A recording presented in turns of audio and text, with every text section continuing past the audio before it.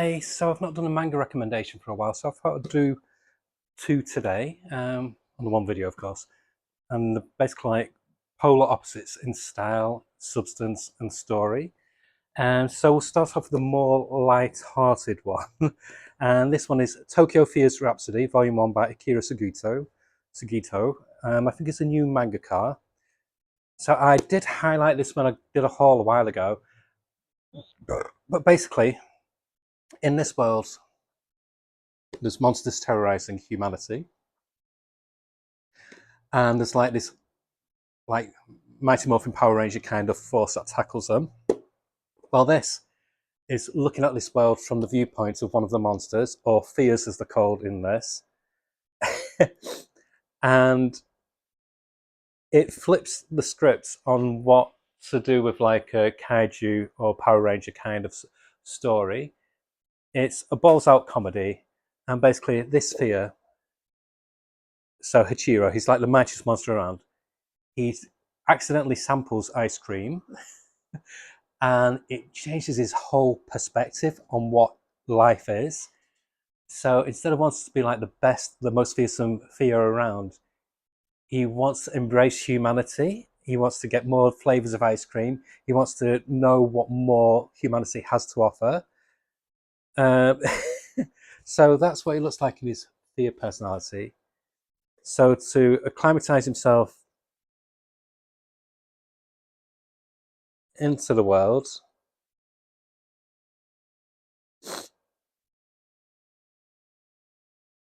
he looks like that, more like a Japanese idol. So he, for some reason, he manages to fool a lot of people, even though it's blatant he's not like other people because he's not a person. And he ends up boarding at this above this this like cafe stroke restaurant bar kind of place, and he has free lodgings because the old lady who owns the bar, she's like this lecherous old woman, and she keeps him in as eye candy, and so he draws in the crowd of people who wouldn't normally frequent her bar, and so that's got a lot of humour going on it as well. She's a brilliant character. Let me just see if I can find her.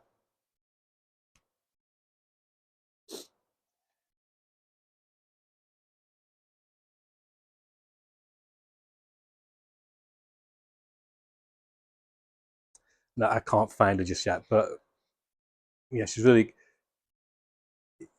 really entertaining. So he was created by this person here. He's kind of like a Dr. Frankenstein, and he's got loads of these creatures what he's created. And so he kind of like makes a wager with him, saying that there's no way you can integrate into society. You'll be coming back and wants to become a full-time fear again. But on the flip side, he kills some other fears, and so they're out for revenge. And there's like this hit on Hachiro from like the big fear overlord, who's basically put like a bounty on his head. So all these fears are out to get him. And at the meantime, his dad, the Dr. Frankenstein character, keeps on checking in on him and trying to sabotage his plans at the same time. So there's great like boss fights fighting these fears who are basically like kaiju and Japanese monsters kind of thing. So the artwork is very vibrant, very dynamic. The humor in it is just stupid, but not stupid way for oh, this is ridiculous, but stupid way it makes you just giggle because it's just so out there. And like I said, he just wants to live a normal life. He just wants to eat ice cream. But like I said, there's this other team who like Mighty Morphin Power Rangers who fight the fears, and he idolizes them, and he wants to become one of them. And so he doesn't realize, because he accidentally reveals his face to them, and he doesn't realize why they're being antagonistic to him, why they're trying to kill him basically. And then he flips the script. I don't want to tell you how it happens, but they realize that all fears are bad, and so he wants to be like one of these Power Rangers kind of characters. And so there's all these different plot threads going on. So you've got him with trying to evade this bounty on his head, being tested by his dad, um, being lusted after by his landlady, and wants to find more and more ice cream. And also wanted to work with these Power Ranger kind of characters. It's brilliant. It's so much fun. It shouldn't be as good as it is. I mean, the whole concept is ridiculous and stupid, but it works. Some I don't know, manga just this is something you don't get very often in American comics is good humor comics. And the last good humor comics I've read were things like Amazing Man back in the 80s, which I'm hoping to get back hold of again, and Justice League when Giffen and DeMatteis were doing it. But it's very, very few and far between. But this hits all the perfect comedic beats. But there's action in it as well, makes you still invested. So I'd give this a strong, for a brand new series by a new mangaka, I'd give it a strong 7.5 out of 10 because I think there is still room for improvement. So I'm looking forward to the next volume.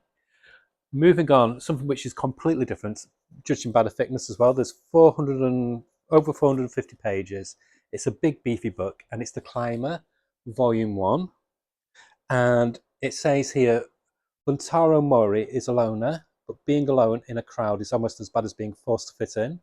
When a dangerous bid for solitude introduces Mori to the rush of solo climbing, he becomes addicted to the brilliant sense of freedom he finds as he pits his body and soul against the heights. But how high does he have to climb to leave humanity behind?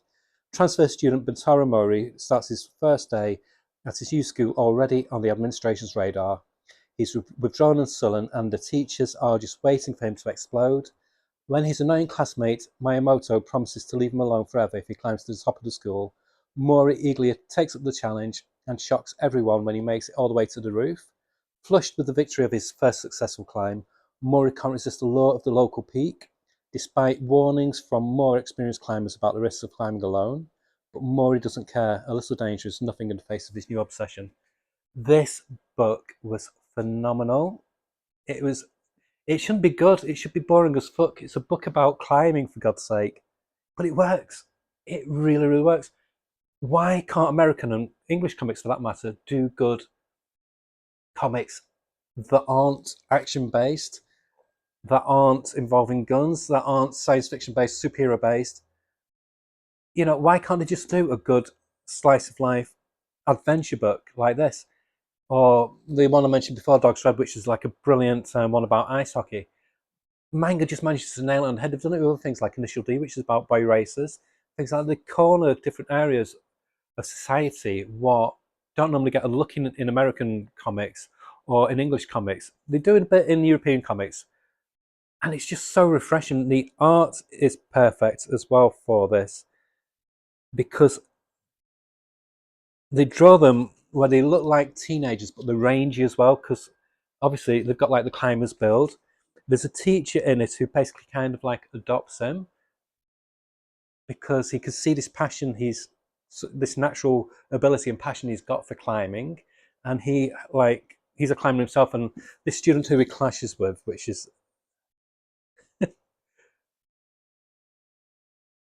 this guy here.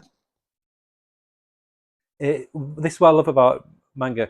What people who start off as enemies end up becoming frenemies, and it happens quite early on with this. Like I said on the back blurb, where he has to climb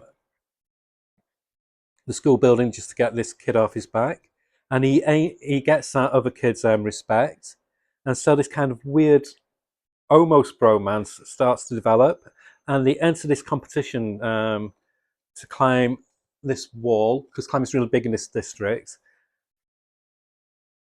And I don't want to tell you how it happens, but what's good about these type of books compared to like American ones as well? If this was American soap opera and American drama, the main protagonist would succeed straight away. It'd all be wonderful, it'd be glam. Not always the case with Japanese manga. They keep it quite grounded in reality, and it goes into exploring each character's personality is fully rounded, and the main protagonist Montaro Mori, it reveals slowly over time why he is a loner, why he wants to do things by himself, and it does it in a very natural, realistic way, and you just get really heavily invested with the characters. The art is a perfect blend of cartoon and then dynamism at the same time. Like where's that? There's just little bits where it forces you to take a beat and just to soak in the artwork.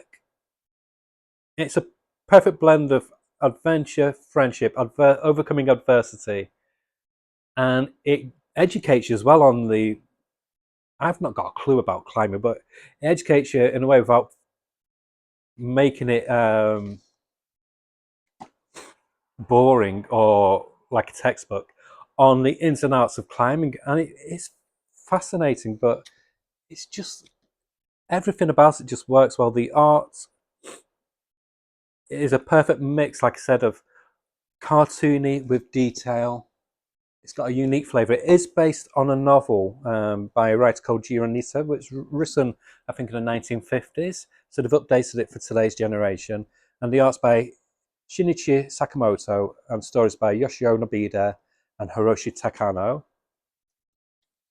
Like, you can see the energy of what they show, like of them climbing. Everything about it just works, from the art to the story to the dialogue. The translation's really, really good. There's no awkwardness. You can tell they're not stumbling over some of the words. 450 pages wasn't enough. I can't wait for the next volume, which I think has just dropped, so we'll be picking it up. But if you want something completely different, what you can't get in American comics or British comics, I heartily recommend this. It's a wonderful palate cleanser. I've read a lot of superhero comics recently, and this is what happens when I read a lot of superhero stuff. I feel like, oh, it becomes a chore to read them after a while. Um, so again, I'm going to my comic shop this weekend. I think I took a break this week because I just can't face superhero comics. I want to read some manga and other books what I've got at the moment. Um, yeah, and I get jaded with superheroes, and I've got this love hate relationship with superheroes. I really enjoy them at the same time, but when there's so much of that on offer and there's so little of other stuff, it's like a saccharine overload. I'm like, oh, come on, please. So I'm just cleansing my palate moment with some really good manga and other books, and this one has been a really pleasant surprise. It is 18.99, but you can get it cheaper. The shops I go to, you can get them on a 3 for 2 offer, and other places like the Bezos site, you can get it reduced a lot. But like I said, it's 450 pages, so you get a lot for your money. It's a brilliant read. And like I said, if you don't read a lot of manga, or if you want to just dip your toe in, this is a good one. There's nothing else like it on the market, to be honest. And yeah, I'm invested in all the characters. There's nothing cliche or cloying about it. It's just really, really good. Yeah, really fun. So the Climber Volume 1 gets a 9 out of 10 from me. And that's it for my Manga Rex for today. I will most likely do some more in the next few weeks because I have got some more on the docket what I'm reading at the moment. Okay, bye.